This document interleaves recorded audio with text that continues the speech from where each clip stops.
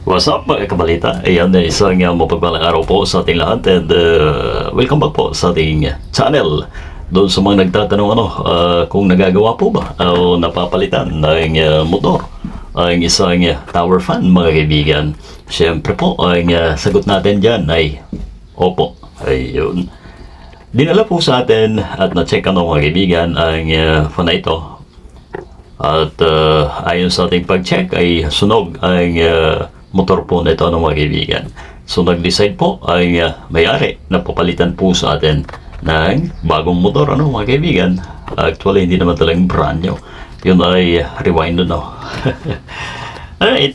Ang pagkakaiba lamang po ng dalawang ito mga kaibigan ay ang kanyang gamit na motor doon sa swing dahil ang ordinary na electric fan mga kaibigan ay sunod lamang doon sa shafting at gumagalaw po yon sa pamamagitan ng trade pag iikot ng shafting ay susunod ang mga gear and then magsuswing.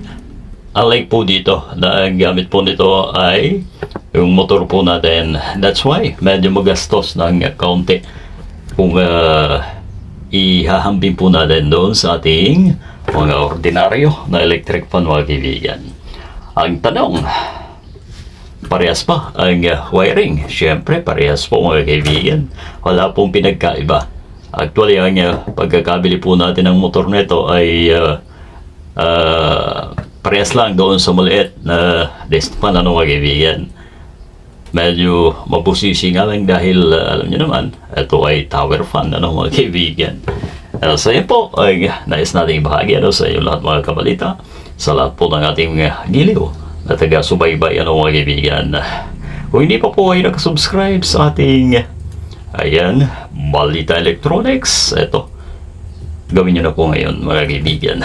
Patuloy po tayo magbabahagi sa inyo ng mamunting kaalaman sa pamamagitan po ng pag-upload ng mga ganitong videos. Alright, eto na.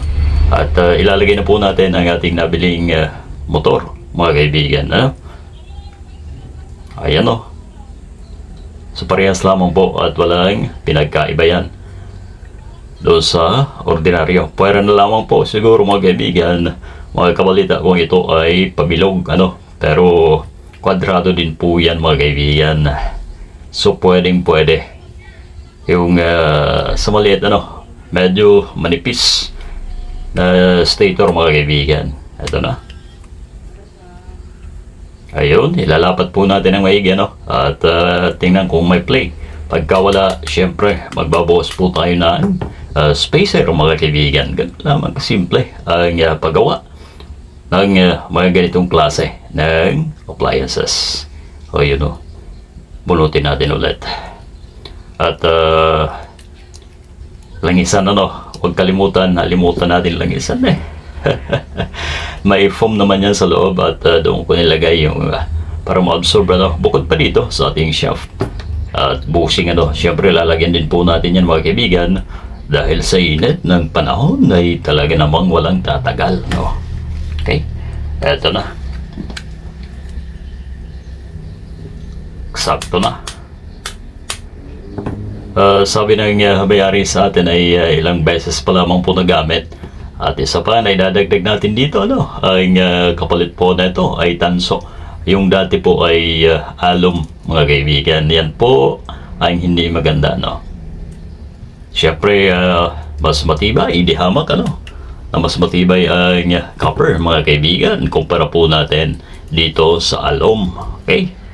Ibig sabihin ay pagka tayo ay nagpapalit ng mga motor mga kaibigan ay masigurado po tayo na mas matibay ang nakakabit ng motor mga kaibigan.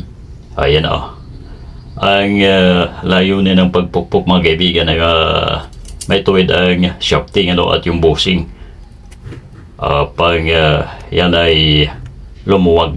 Alright, so screw na po natin mga kaibigan, mga kabalita, upang ganap na natin na test ang unit na ito mga kaibigan. Right? Ayan kita nyo naman na bago pa ang housing halata na hindi pa masyadong gamit mga kaibigan. Ito ang fan. Alright, ayan ay wiring na po natin. Ayan po ang tamang connection. Ganon din po sa mga ordinaryo na electric fan mga kaibigan. Ayan umiikot na po.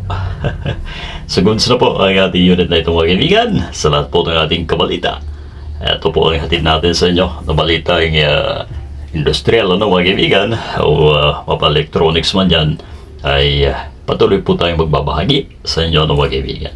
At ilalagay na po natin ang screw ng ating tower fan na ito mga kaibigan. Alright.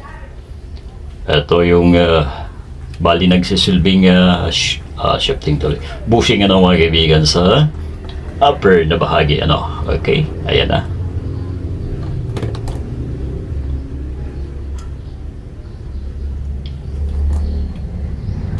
So yun po sana po ay nasagot po natin ang inyong katanungan dahil may nag-PM po sa atin kung nagagawa po ba ang ganitong klase ng unit at sakto naman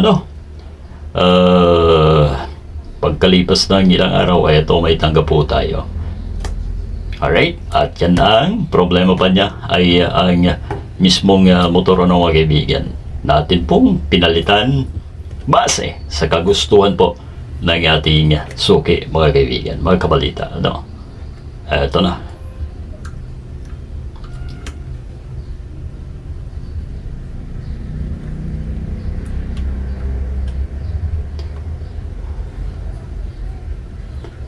Ito yung kung hindi po tayo nagkakamali madalas ginagamit kapag naka-aircon at nais itapon ng medyo malayo at wide spread.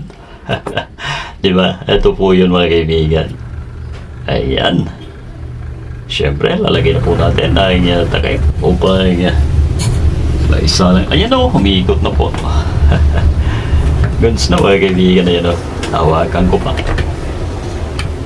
So yun po ang nainging bahagi po natin sa inyo mga kaibigan ay sana ay kapulutan po natin ng counting idea dyan sa mga ganitong klase ng appliances po natin mga kaibalita. Okay, lalagyan na po natin ang takip. Minabuti po natin na mag-adlit na lang o kaya naman ay mag voice over mga kaibigan dahil napakaingay po dito sa banda sa ating shop. Gawa ng school po ito at hindi naman natin mapigilan yan so mas malinaw pagka dinab natin. Ito na ang final test ng ating tower fan mga kaibigan. So yung swing ay dapat din natin na may check. Ito na. Here we go. Ayun, ang mahangin na mga kaibigan, mga kabalita. Mas malakas pa sa yung maliit na electric fan maganda po, bilog na bilog ang hangin. So yun po ang naibahagi po natin sa inyo at sa mga hindi pa po nakaka-subscribe ayun, pa-subscribe naman.